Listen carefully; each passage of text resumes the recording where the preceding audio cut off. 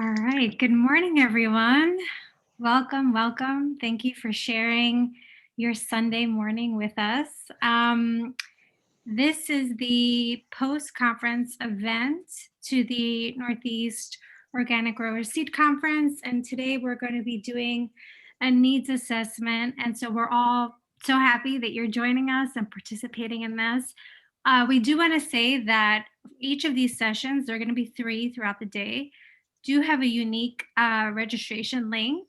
And so please be sure, if you're able to join us for all 3 sessions, to make sure that you register for those. And the link for registration will be found in the chat in just a bit. And so I want to briefly introduce myself, and then I'm going to pass it over to my co-facilitator for today. My name is Jacqueline Pilati, and I am coming to you today from ancestral Rockaway Canarsie lands in Queens and New York City, where I am an educator, activist, classroom teacher, and I also founded a seed library and do seed community work here, the project called Reclaim Seed at My Seed. And so I will pass it over to Hannah to introduce herself. Good morning, everybody. Thank you, yes, after a long conference week, for sharing an additional full day with us. Very grateful for you to be here. My name is Hannah Traggis, and I am joining you today from ancestral Wampanoag lands in Cape Cod, Massachusetts. I have worked in and around seeds and food all of my life, and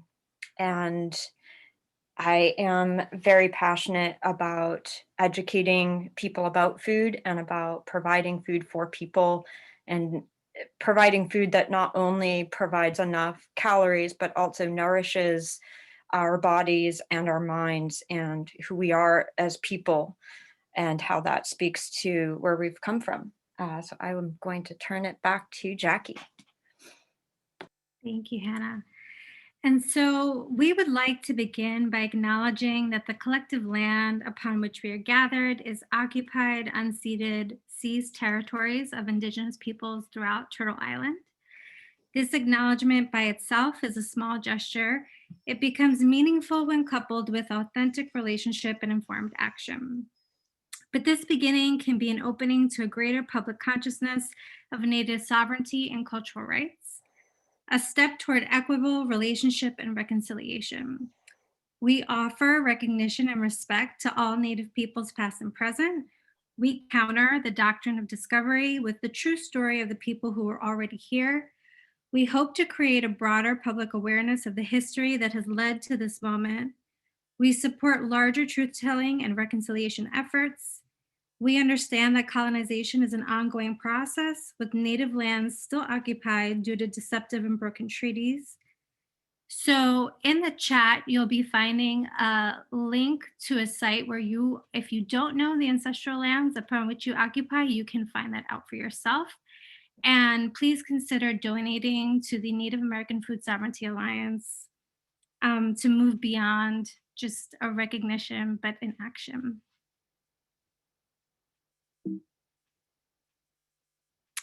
And so as we think about what it is to stand in solidarity with the Indigenous folks throughout Turtle Island, this is a really beautiful quote that I think very well sums up what it is to work towards liberatory practices in the work that we do.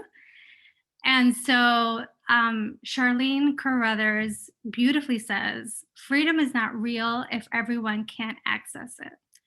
Liberation is a perpetual project of creating and maintaining right relationships between people and the land we inhabit. And our articulation of how we get there, how we liberate ourselves, matters. And so today, we're going to try to articulate a few things over the course of these 3 sessions. And so in our first session, we're going to be really interrogating our own socialization, trying to address blind spots, and think about our self and situational awareness within our larger seed communities. In session 2, we're going to be assessing the current status, opportunities, and challenges to strengthening our regional organic seed system. And in session 3, we're going to be generating a list of actions that could help leverage resources and opportunities to mitigate our collective challenges. And so, in order to do that, we've kind of framed some community agreements by which we're going to be working with together. So, one is to stay engaged as much as you can, and also, every 20 minutes, if you want to close your eyes or look away from the screen to just kind of help yourself in terms of self-care, that I found that personally very helpful in doing like Zoom workshops and teaching. Let's try to listen to each other from a place of love, to honor the stories, experiences, and emotions that people will share with you today. We may experience discomfort, and it's important to engage in productive struggle when we're trying to address really complex problems. So let's take personal responsibility for pushing ourselves into the kind of real dialogue that will make you a little bit uncomfortable, but also lead to some real growth. Speak your truth, speak from the I, honestly share your thoughts, feelings, and opinions. Avoid using jargon. If you do, please try to clarify, given that we don't all know various education experiences that folks are coming from. And be humble and acknowledge that you are not the expert. Accept and expect non closure. So, again, going back to that productive struggle, a lot of us coming through some very colonized educational experiences that are laced in patriarchy and white supremacy have us believing that there's always one linear solution to a problem. And we know that that's not always how things work. So rule out any possibility of discovering a quick fix. And, we're all here to commit to an ongoing learning and development. And so for today in this session, from now until about 11:30, we're going to be doing some inward reflection. We're going to be thinking about how we're situated within ourselves, but also within our larger seed communities. And so with that, I'm going to pass it back to Hannah.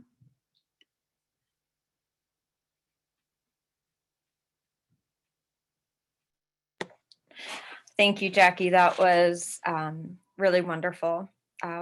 Set up to the day, and Jackie has some really great things that she will be sharing with you in just a few minutes. The first thing that I want to get out of the way is a little bit of admin stuff. We will be spending the greater part of today in smaller breakout sessions, and we want to be able to get you into those sessions as seamlessly as possible. And so we have a poll right now that will help our Zoom tech facilitators to get that set up for you ahead of time. Jackie, can you go to the next slide? So the 6 different breakout groups range from home-based seed work, farmers who save seed, community-based seed work, seed producers or growers, plant breeders, seed companies. And we ask that on the survey, if you just indicate which of those groups that you feel that you gravitate towards and would be wanting to spend your time in a breakout session in. So I'm going to give people maybe 15, 20 more seconds to go ahead and fill out that poll. So what happens if you kind of overlap in those sessions? So that is a great question. Thank you. You can choose the one that you feel you most want to participate in.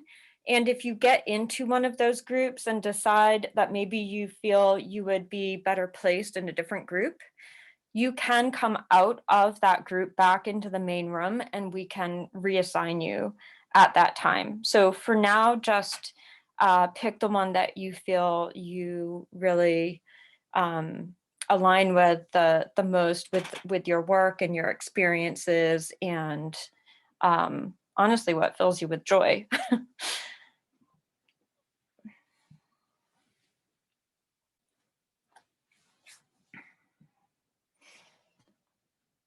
I'm going to give you just a little bit longer to go ahead and make those decisions.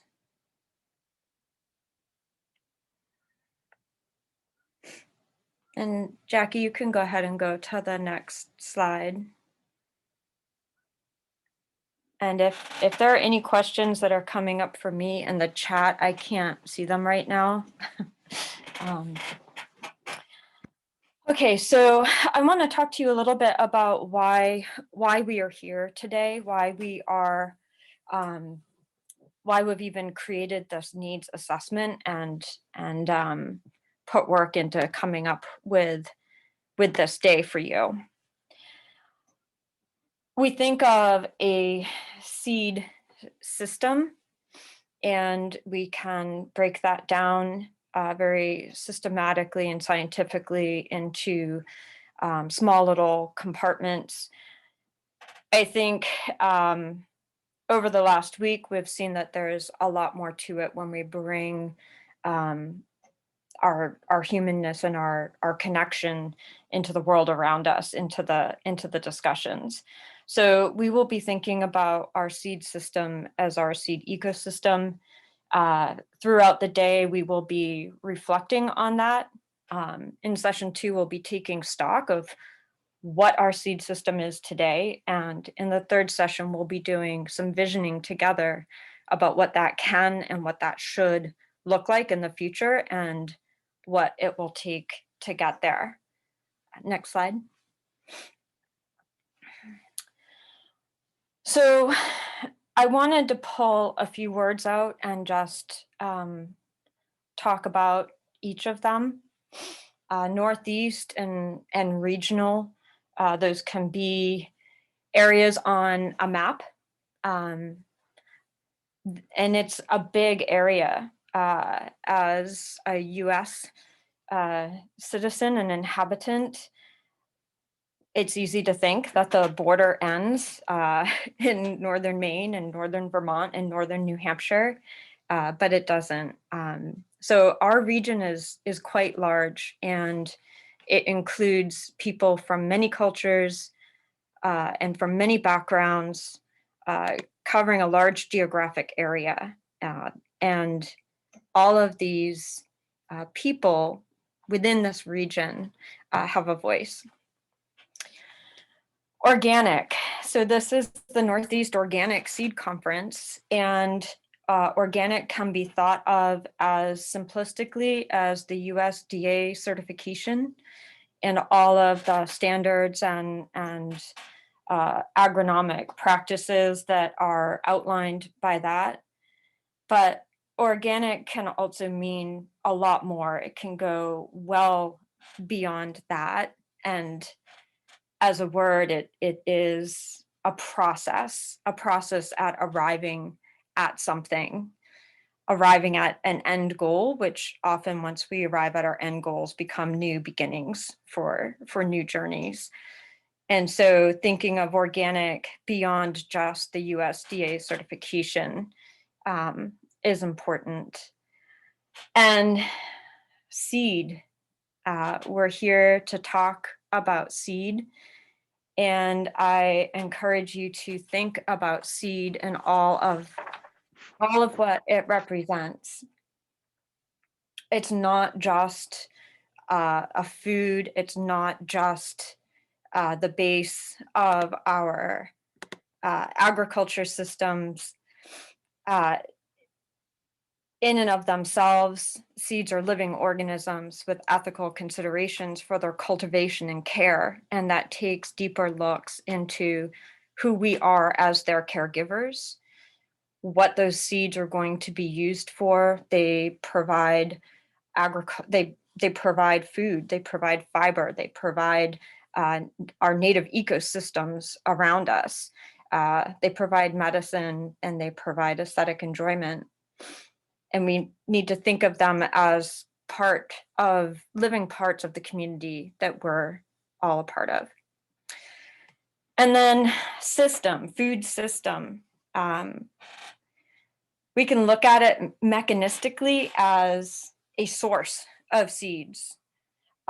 We can look at the distribution channels, and we can look at the consumption of that source, of that seed, of that thing, or we can attach values and honor the intrinsic embodiment and life of within that system.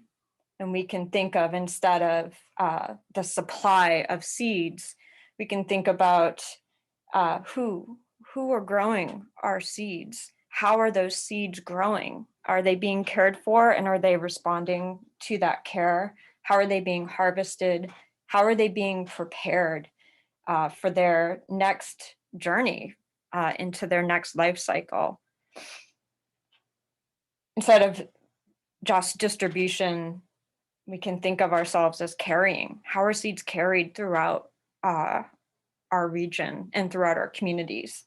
How do we tread lightly? How do we maintain connections between all of these different facets of our seed system? Those connections are often the relationships that we build within each facet of our seed system and between these facets. And instead of thinking of the consumption of seeds in our seed systems, I encourage you to think of many other ways that you could rename that. And a few of the ways that I think of renaming consumption is nourishment, celebration, cultivation, gratitude, and love. So we want you to be thinking more holistically about things. Nuts and bolts are very important. And then once we have nuts and bolts, we need to look at the true value of the relationship between all of those nuts and bolts. And with that, I am going to turn it over to Dan Tobin, Carina Isabel, and Megnot, the UVM team that are behind all of this, and they're going to tell you what they have been up to and how we got here. Thanks very much, Hannah. Good morning, everybody. I'm really thankful that you've all decided to join us this morning. I am joining you from the Champlain Valley on Abenaki land. And my name is Daniel Tobin, and I am behind the work that the University of Vermont has been doing that you've been hearing about all week. I'm the principal investigator of a United States Department of Agriculture grant that has helped support this iteration of the SEED conference. And so what I wanted to do is just spend a few minutes to briefly introduce myself and provide a bit of background. I'm a professor in the Department of Community Development and Applied Economics at the University of Vermont, or UVM. My training is as a rural sociologist, and so I think about people's relationships with each other, with nature, and with society. And my particular interest is on food and agriculture systems generally, and crop diversity, seed and seed systems specifically. The dominant global seed system, the one in which 4 companies control 2/3 of the global market share, deeply concerns me. And so I hope I can contribute in some small way to help promote and strengthen farmer and gardener managed seed systems. I came to Vermont 3 years ago, and it's given me an opportunity to pursue applied research in the Northeastern region, as most of my previous work on these issues has been international in nature, specifically in the Andean region of South America, in Mexico, and in East Africa. In terms of this particular effort, the idea started about a year ago in December of 2019. I saw a funding call from the USDA with a specific opportunity to support a conference, and I thought that this might be an opportunity to engage with the regional seed system. At that time, my connections to the regional seed system did not run particularly deep, but I did manage to connect with Heron Breen, and I am so lucky that I did.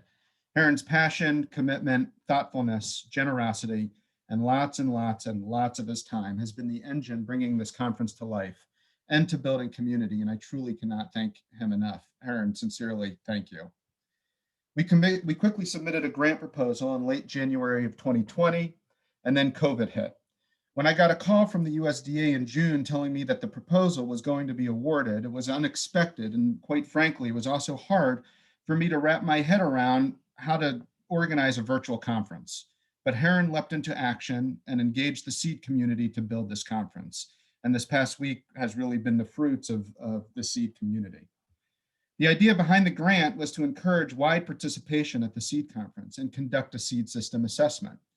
To encourage wide participation, we were able to award 67 scholarships for free registrations to the conference to individuals across the region with the intent to enhance the diversity of voices, perspectives, and experiences at the conference. In terms of the seed system assessment, I think that as long as agriculture exists, so do seed systems. But there is a choice that people have as a collective to make their seed system intentional, and that in order to accomplish that, community must be built and maintained. Based on the outstanding presentations and conversations that have happened over the course of this week, it appears to me that there is vibrant community in the region, which I believe is a prerequisite to building a resilient seed system anchored in values like justice and equity. The intention of the seed system assessment is to reflect on how the seed system currently exists and how the seed community would like it to exist in the future. Such an effort can provide a baseline that can be used as a point of comparison into the future. In sum, the assessment we are conducting has multiple components. We've taken notes at the conference sessions. We are compiling a map to visualize participation geographically, and hopefully this map can be utilized as a tool for networking in the future. And we're supporting today's needs assessment discussion that has been designed to encourage dialogue and ask critical and necessary questions to build an intentional seed system. And we will also follow up in a couple of months with a survey. My apologies, I know surveys are dreadful, for more information that can provide additional nuance and detail to the robust conversations that have occurred this past week. What our plan is to go through all of the information we have collected, try to make some sense of it, share our interpretation with the community, ask for the community's contributions, and that the community check that the work is credible and trustworthy, and ultimately come up with a document that serves as a trailhead in the pursuit of an intentional seed system. My sincere hope is that this assessment is not seen as UVMs. It is not. We intend our work to be in the service of the seed community. I want to sincerely thank Jackie and Hannah, today's talented facilitators whose time, expertise, and passion have been instrumental in designing today's activities and discussions. And thank you all so much for your engagement throughout the week, as well as today, and more generally, the work that you do. I sincerely hope today is constructive and meaningful and fosters dynamic discussion that I believe is a critical aspect of building community.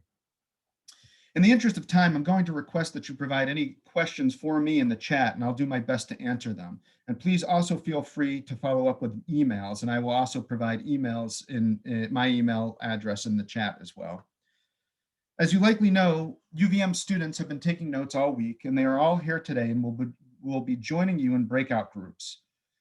Among that group is two master's students at UVM, Megnot and Carina, who have worked closely with me throughout the life of this project and will be working closely with the information we collect. They've been processing the notes all week and generating some preliminary impressions that they're going to share with you now. I want to emphasize that this is an initial cut that will become more nuanced and dynamic as we more deeply dive into all the information. But hopefully these preliminary impressions can help foster discussion in your breakout sessions. Thank you very much, and my sincere gratitude to you all. Carina and Megnot, I'm going to pass the computer over to you now. Thanks, Dan. Hi, everyone. My name is Carina Isabel, and like Dan said, I'm a graduate student at UVM. I live in Burlington, Vermont on Wabanaki and Abenaki land. I've had the pleasure of attending nearly every session this week, and with Megnot and the help of our other note takers have compiled a preliminary list of important points that were brought up throughout the week in various sessions. So what you're seeing in this diagram is in no way comprehensive, but shows different priorities that were expressed and how they relate to various points in the Northeast Organic Seed System. We've displayed the organic seed system here as a cycle to to represent and respect the regenerative nature of seed itself and the continuous work that is done by individuals at every point that for many has no specific endpoint. Looking at the diagram and starting at seed access, people express the importance of just and equitable sourcing, and many shared stories about how a lot of their seed work surrounds or is informed by the significance of certain varieties to their heritage and identities. For cultivation and harvesting, people often brought up the dual goals of not only conserving varieties, but also the importance of adapting them to new climates, especially here in the Northeast, where many culturally important crops cannot always be easily found locally or commercially. And in terms of post-harvest priorities, we noticed that, especially among plant breeders and seed producers, although it's definitely not exclusive to them, things such as efficient cleaning, processing, and disease prevention were particularly important, not only for cost-saving purposes, but also in order to save time. And at the same time, we also heard a lot about the resourcefulness of people doing post-harvest work by hand and without expensive tools. And finally, we also heard a lot about people and organizations doing rematriation work and the desire for individuals across the seed system to provide mutual aid and resources to help one another. Profitability was also brought up in many ways, such as making one's own production profitable, a desire to provide a living wage to interns and workers, and being able to fund community-oriented seed work. And now I'll give it to Megnot. Next slide, please, Jackie. Thank you. Hey, everyone, this is Megnot. So picking up where Carina left off, we noticed that across the different kinds of seed work, people generally understand their experiences, their priorities, and their obstacles in the seed system as a result of or in response to navigating a world shaped by unequal distribution of resources, colonial paradigms, capitalist ideologies, and a reliance on binary categories. And this understanding came up primarily in regards to land and seed access, tendencies to catalog and categorize seed, accessing information about growing seed or the seed itself, cultural perspectives about seed, and navigating different legal regulations. And that being said, there also seems to be an interest in engaging in seed work that at least doesn't contribute to these issues, and a willingness to grapple with how to go about that respectfully. Next slide, please, Jackie. Thank you. On that note, we've compiled some questions that we noticed kept popping up throughout the week. Just to be clear, these are our paraphrasings of what we've been hearing, and they're certainly not exhaustive. But it seems like generally these were concerns that kept appearing in different ways across different sessions, that folks are trying to work through, seek direction towards in thoughtful ways. So if people want to take a moment to kind of just look at these slides for the slide for a second and kind of soak it in a bit.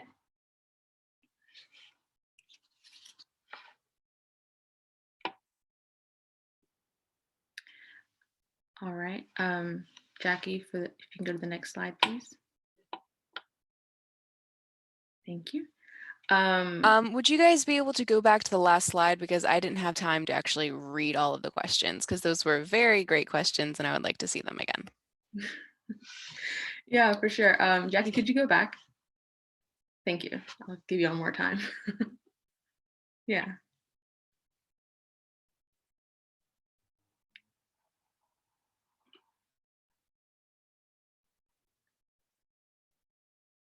Cool. Next slide, please, Jackie. Thanks. And we can make that available as well. We'll talk about that. So another part of our work during the SEED conference was creating this community map to visualize where people are doing their work and the kinds of work they're doing, as Dan mentioned earlier. And this is currently ongoing. So please feel free to contribute to this list if you'd like. There is a link to a short questionnaire that we can add on into the chat later on, where you can enter your relevant information and we'll upload it and update it. So if you would like a pin on this map, you too can have the opportunity. And just briefly before we move on to the activity, I just wanted to say thank you all for such a great conference. I personally learned so much, and also for showing up today. I imagine it's been a long week regardless of whether you attended the conference or not. So just wanted to acknowledge that, and I appreciate you all sharing your time with us.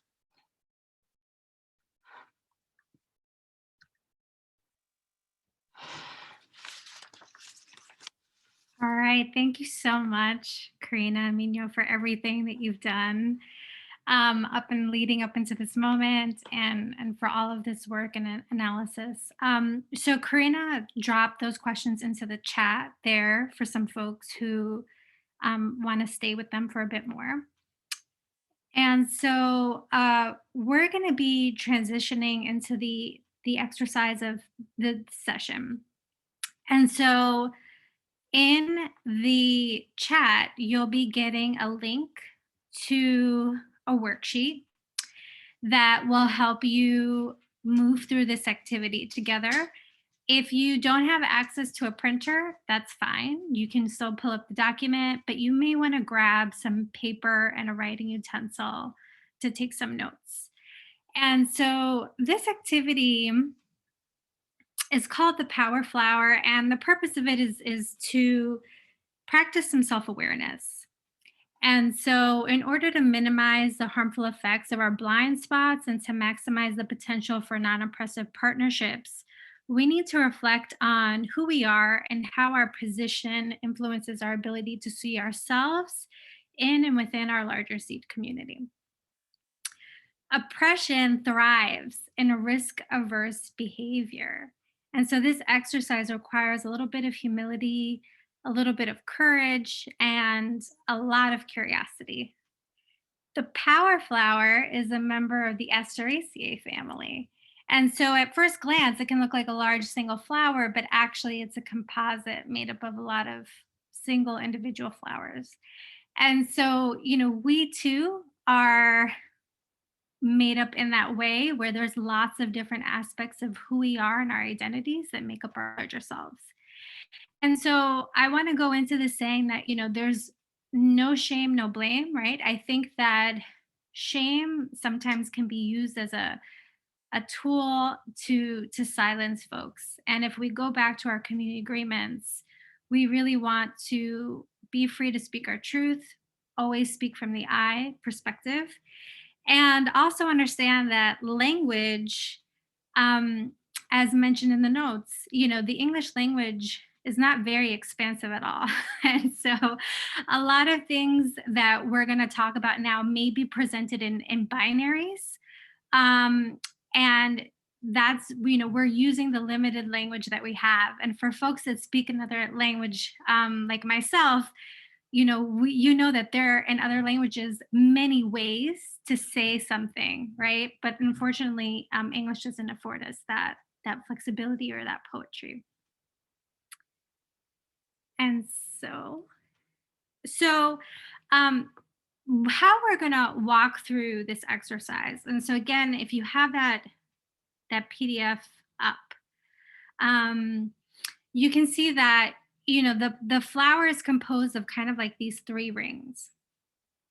And so here in this inner ring, you have some categories or facets of social identities.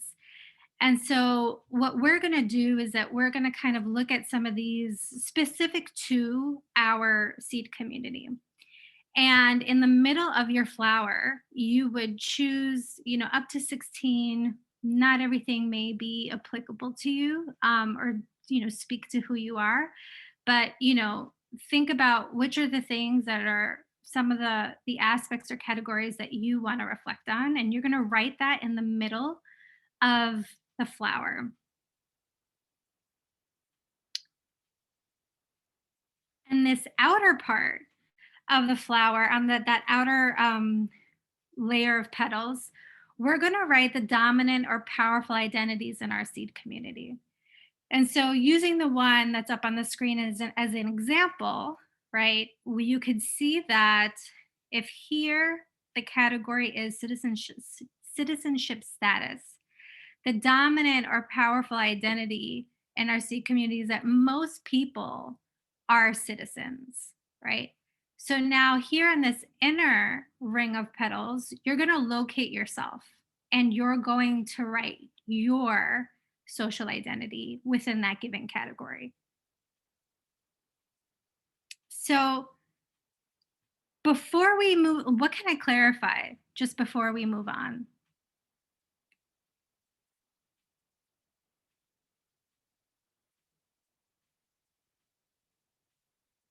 Good. Okay.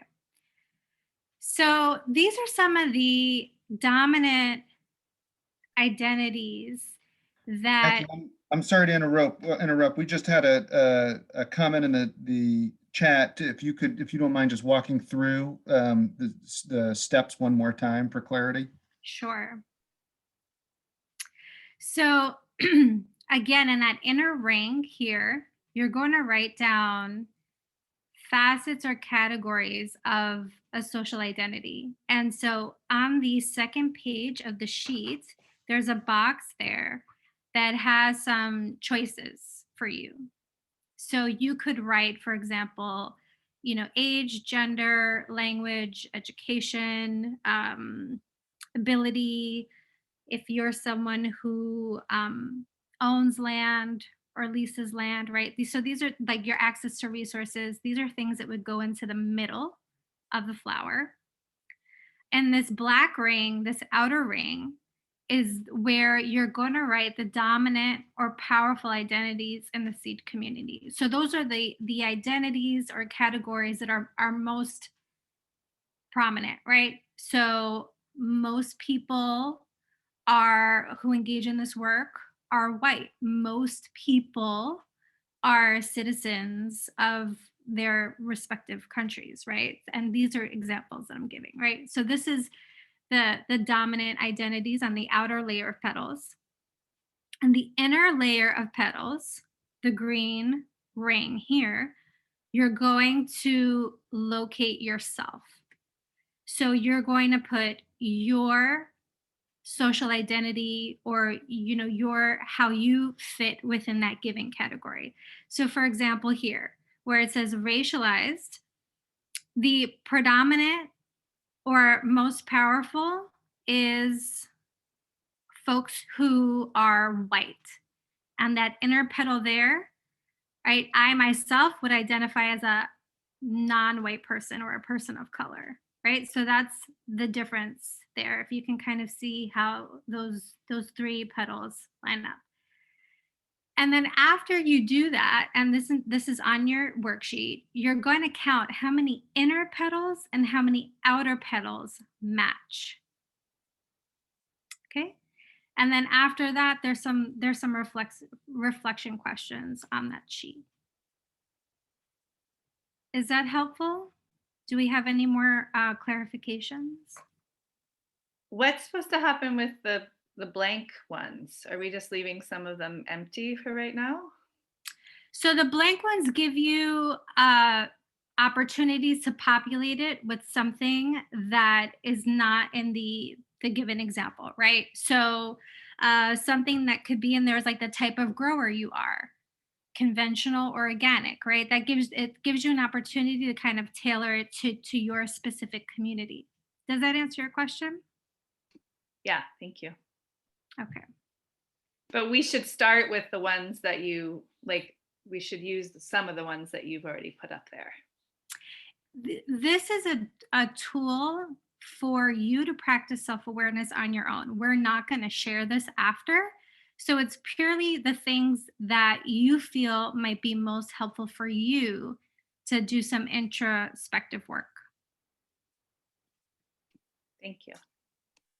You're welcome. So if you look here on this slide, so we're showing some of the dominant identities that are just basically, I pulled from this some of the categories that are in that box for you. And so I don't know, I don't think I could have fit in all of them, but I tried my best. So we'll just walk through some just to give you some greater context there. Right. So things that we were thinking about were people who have access to resources. So that's something that has come up. a little bit in some of the conversations that have happened throughout this week. So are you someone who has access to land credit and funding and legal resources, or are you someone that does not? And then again, we want to do some reflection around, well, how does this influence how you do your work? And how does this influence how you show up in your larger seed community? Is there anything that anyone sees there or a category on the worksheet that they feel that they need some clarification on?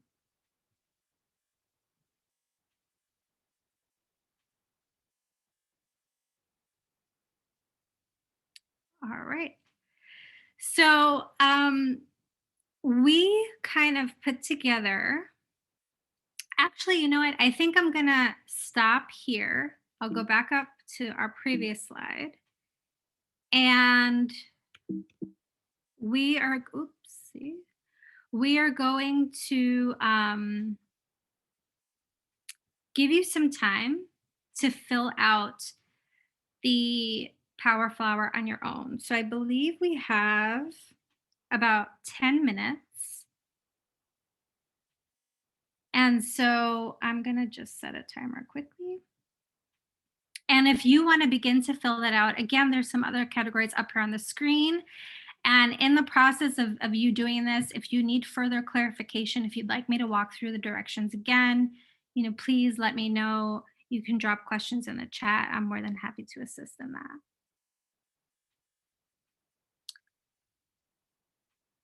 And also feel free to just turn off your sound if you'd like to do this in silence. So Rebecca in the chat is saying, by denomination, do you mean religious? So yes, I believe, Rebecca, in the blank template that's in the PDF and the worksheet, this specific flower does have denomination as religion in there. If that's something that you want to reflect on, by all means do. If it's something that you want to change that category, you can cross it out and choose a category that you see up on the screen there. Totally up to you.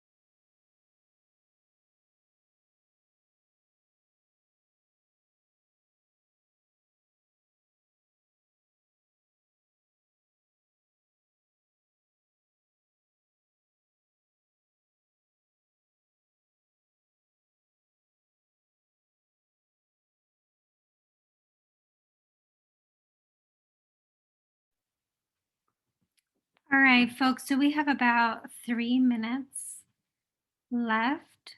So I just want to direct your attention to the reflection questions that are on page 3 of that sheet. And it was brought up to my attention that some folks were not able to download the document because of bandwidth issues. And so shortly, we're going to be putting those reflection questions into the chat for you.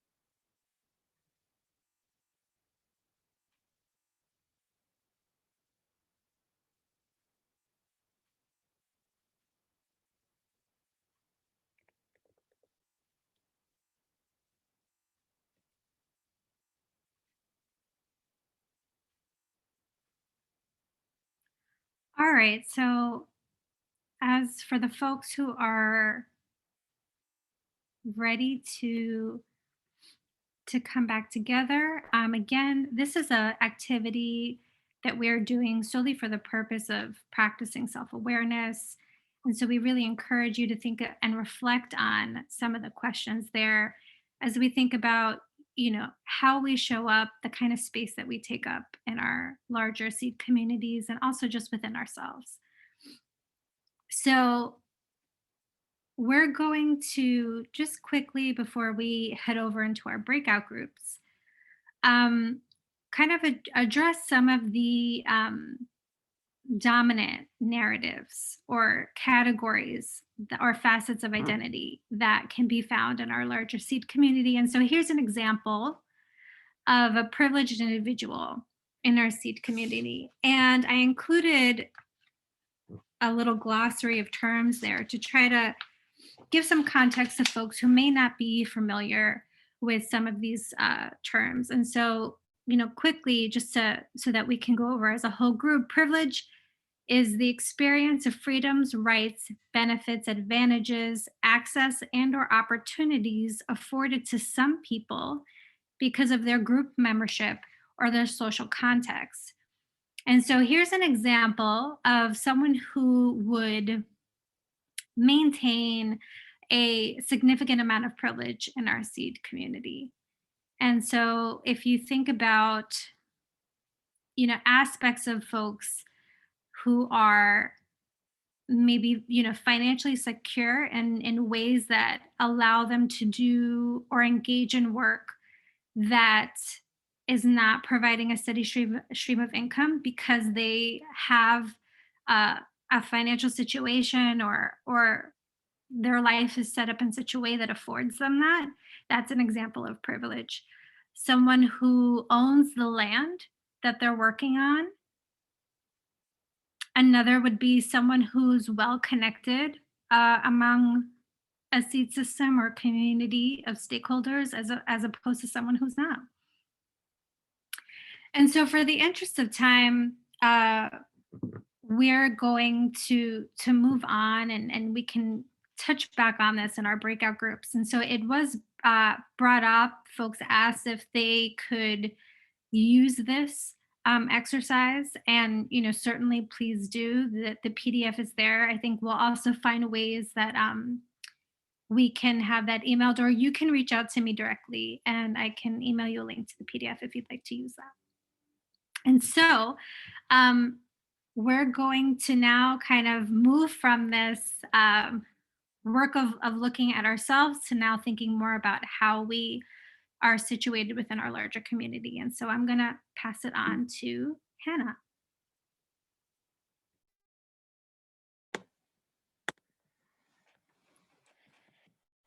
All right. Hi, everybody. We are going to enter into the breakout discussion section of this session. It will be, we had originally estimated around 30 minutes for this breakout, but it will more likely be about 20 minutes. We've taken a little bit more time to set this pre-work and these introductions with you, which is really important to make sure we're all grounded in a common space with each other. I just want to let people know what to expect when you go into the breakout. This will be the protocol that we follow for this session and session 2 and session 3. And I just want to remind people that you do need to register separately for all 3 sessions. And so if you registered only for session 1 today and intend to come back and join us for session 2 and 3, which we really hope that all of you do, just please know that you do need to register separately. So I'm sure one of our wonderful support people will put those links into the chat for you. When you get into your breakout room, they're all set and waiting for you. You will be greeted by a facilitator. The role of the facilitator is to help your group get organized. The facilitator is not leading this session. They are just going to help you get organized and help keep all of you discussing the topics at hand. They will be participating in those discussions as well. So each group is going to have its own worksheet. When you get into your breakout room, the facilitator will share their screen with you, and you will all be able to see the Google Doc. You will also be provided with a link to that Google Doc. And so if you can, and if you want to, you may also access that Google Doc at the same time, and everyone can pounce on it and work on it together. The group should appoint 1 or 2 people to be the group note takers, but please feel free if you also want to write something in, and you can, go for it. You will, for this session, the theme is reflection, and we want you to share and capture your group reflections on the conference in general and your reflections on your experiences and thoughts and feelings and connections so far today. We also want to make sure that the group designates 1 person as a representative, because when we come back from this breakout discussion, we will be doing a small amount of reporting back. And later this afternoon, we'll be doing a much larger amount of large group discussion. So without further ado, the discussion prompts that you see on this slide will be on the worksheet, and it will be there waiting to greet you when you get into the breakout room.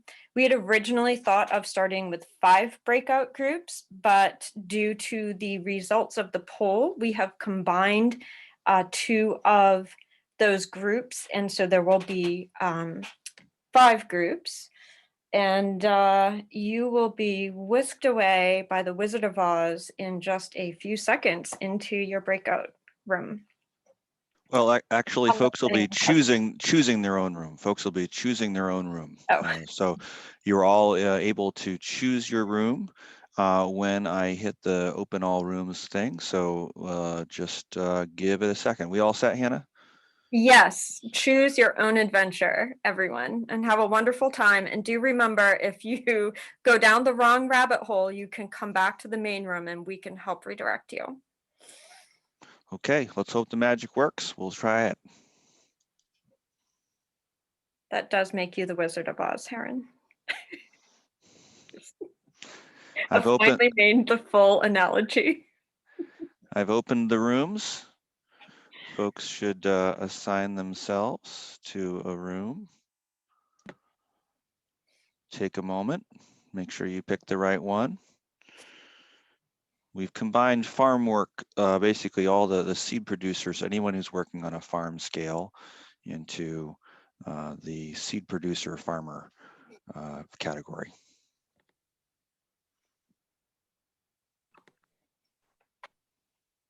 Heron, where are we finding these? Yeah, okay, I'm not the only one. Yeah, also am Hmm. seeing. It's the- at the bottom of your screen. There's a little icon. It says breakout rooms. Yep. You got to open that, and you have to open that, and you have to go in there and assign yourself. I apologize. Yes. You have to open the icon and go in there and choose your room.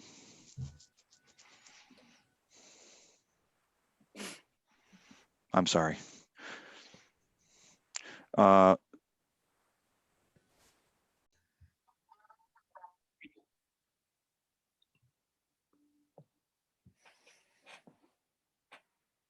We have 1 minute till they join us. If anyone needs to grab a glass of water or pee break.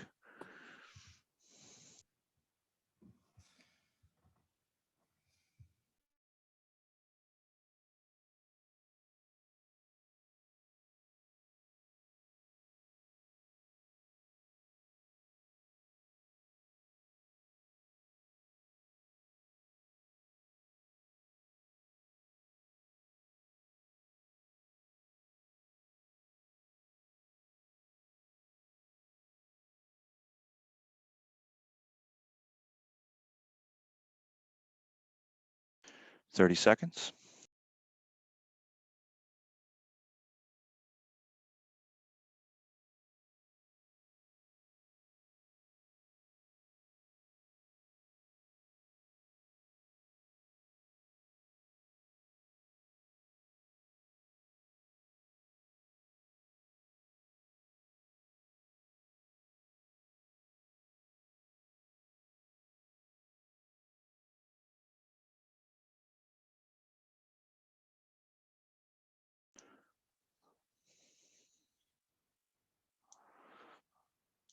Looks like we have everybody back.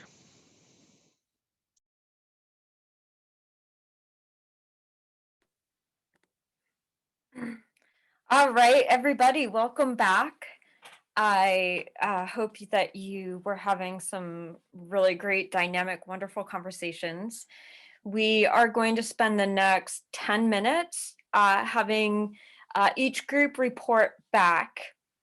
I just want to remind everybody that if you have not already registered and have a link in your email to join session 2 and session 3, please do so. The breakout discussions are going to be the bulk of both of the afternoon sessions, and followed by a larger community group discussion after each breakout. So that would be fantastic if you can remember to do that. And if I've forgotten to say something, Dan and Jackie, just jump in, but I would love for the representative from the home seed group to please go ahead and take about 2 minutes to report back to the group. Well, in our group, we didn't have anybody volunteer to report back out. So I said I could do that, but I would like to just give a second if anybody has changed their mind. That's okay. So I will report out that in the home-based seed work group, some of the themes that came up were the difficulty of attending a conference from different perspectives. Maybe if you're a parent and have some childcare needs, that can be difficult. Also, it's hard to kind of be engaged in Zoom for such an extended period. There was conversation about wanting to have more intergenerational knowledge transfer. So there was a member of the group who is interested in mentoring other people in seed saving and coming from a more experienced background.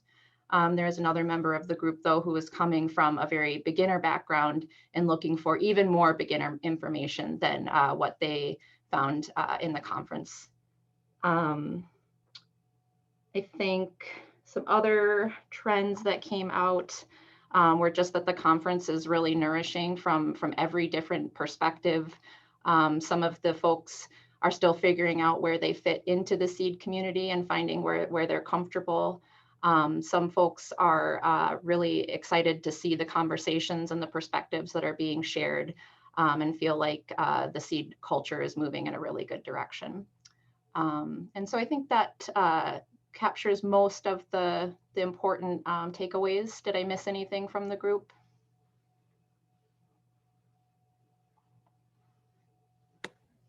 Great, thanks guys. Thank you, Emily. That was great. I'd love to have the representative from the community seed group go ahead and share with us for about 2 minutes on what your group talked about. Hi, I'm Caitlin Chambers. So I was decided to be the group representative for the community seed work. And so some people actually brought up the fact that they are coming from different regions, like actual physical regions for the conference, and how that did kind of impact how they were looking at the conference's viewing itself. I also brought up the fact that I did not see the rest of the conference, and I am here specifically just for this day. So that also did kind of change how I was looking at the perspective of how did the week go? I'm not sure. We also did discuss the fact that some people are coming from different educational backgrounds, some very beginner, some more experts, and that it might be better if there were notations in the conference track itself saying this is for beginners, this is for intermediate, this is for advanced, so that people can navigate the different events more easily, or go in that knowing that, oh, I should really look up this specific type of jargon because they're going super in depth into that topic. We also discussed the need for more access, or hope to help people access for Black owners and different BIPOC, as well as the fact that seed sovereignty cannot exist without access to land. So how are people getting access to the land, and how can we ensure that all of the different people in our communities can help feed themselves and actually help grow for themselves? And let's see. I believe that was it, but I'm not 100% sure. And we also did talk about the desire to network with different people across the regions, and see how they are doing, and to kind of go across state lines, rather than just, this is only for the New York State chapter, but we also have people who are directly impacted by it. And I think that was it. Thank you, Caitlin, and thank you for coming here today and being part of this. It's great. Thank you so much. I would love to have the representative from the seed growers group. Please go ahead and unmute yourself and put your video on if you so choose, and let us know what you guys talked about. Hello, video is on. We had somewhat of an atmospheric conversation around the questions, but some key points that came up were things like salaries from nonprofits and so forth. There's a privilege there because you have the resources to be able to attend in the first place, and in some cases integrate the conference material into your work directly. There's also a tremendous risk for those who have any sort of guaranteed income to engage in seed work, either as a livelihood with growing seed commercially, or with time due to job demands like for seed saving and so forth. So that can mean both difficulty translating what we're learning from the conference into seed work because of job commitments. It can also mean difficulty attending the conference in general, though in the digital format now we have access to these, I believe, for another month. A great point was made that there seemed to be a sense in the discussions throughout the week that we have the tools and the knowledge we need for working with a diversity of stakeholders, but we need to put the work in with outreach and with networking. And so focusing on practical things we can do together, or as it was said in one of the Indigenous panels yesterday by Janice Brandt, finding common ground to build relationship and trust. Other things that came up is I had shared that, and others too, that privilege makes it easier to navigate the conference and feel at home.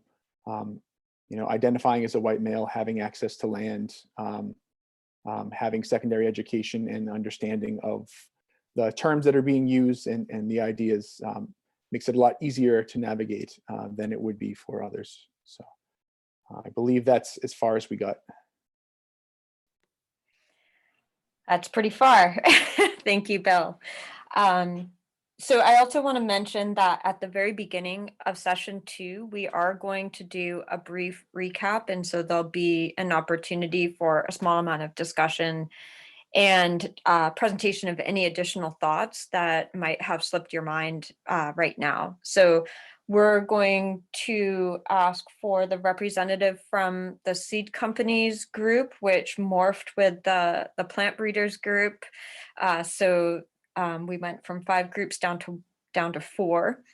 So if that representative could unmute themselves and share, that would be wonderful.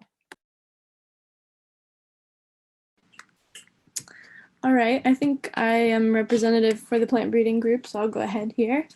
So we were heavily kind of skewed towards having a formal training in plant breeding in our group, and that translated into many of us having roles as presenters or moderators in the conference, which we talked a little bit about how that really reflects the privilege and power of higher education and kind of being in that role of having expertise to share.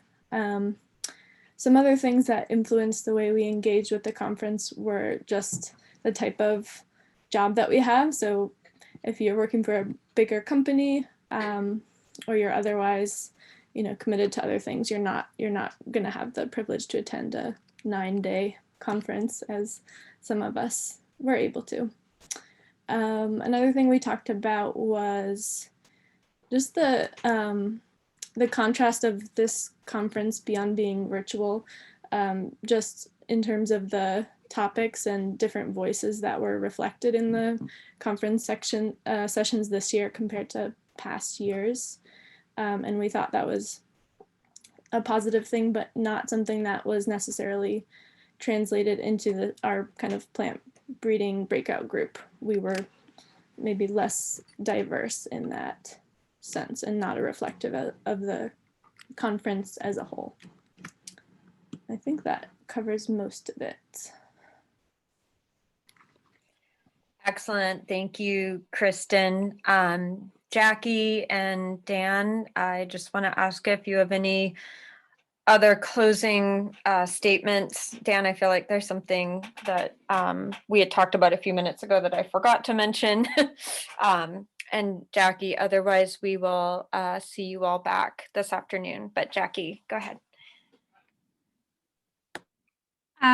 No, actually, Dan, do you have something that you wanted to add? I was just going to say, thank you so much for the feedback provided from your conversations. It's really helpful, and across multiple groups, it sounds like this question of there are tools that exist, but then how do we actually utilize them? And I just want to emphasize that sessions 2 and 3 is much more geared towards those kinds of questions of concretely what exists in the seed system currently, and where does it need to go, and what are some tangible actions that the seed community as a collective may be able to take. So just want to emphasize that is hopefully the trajectory of the conversation over the course of the day. All right, thank you. And so, folks, we're going to pause here, but we're looking forward to seeing you all back at 2:00. Please do register for that link if you haven't already. And I believe the facilitation team, we're going to stick around for just a sec. But, thank you to everyone else again for sharing your Sunday morning with us. And we look forward to seeing you at 2:00. Yeah, thank you, everybody.